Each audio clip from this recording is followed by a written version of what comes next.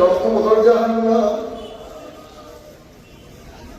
অথচ সেই মানুষের পাওয়া ধরতো না, সেই মানুষের হাতে তাই কেউ ধরো না।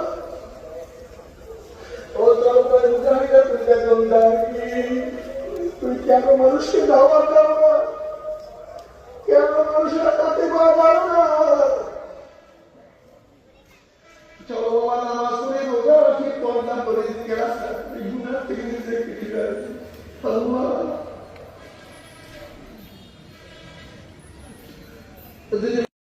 উসমান গনি রাদিয়াল্লাহু নামাজ তোমার আমার নামাজ এক নবী নও, আলী রাদিয়াল্লাহু নামাজ তোমার আমার নামাজ এক নবী নও, নামাজ তোমার আমার নামাজ এক না। ইমাম বুখারী রাহমাতুল্লাহ নামাজের পরে একজনকে বললে, দেখো আমার পিঠের নিচে কি দেখে সমগ্র ভেঙ্গুর হতো না সাদা নামাজ আলী রাদিয়াল্লাহু নামাজের পরে কি করিয়া করে যে ভাবে না এখন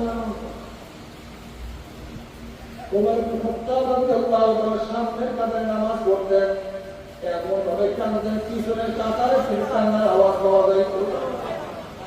কি নিজের মধ্যে আওয়াজ আছে যে ব্যক্তি এমন যুগে কাজ নামাজ পড়বে, তাকবীর তাহরিমাত থেকে শুরু করে সালাম কিরাত পর্যন্ত এক মুহূর্তে জবান করে দিকে দিকে যায় নাই, তার জন্য জাহান্নাম হারাম জান্নাত হবে।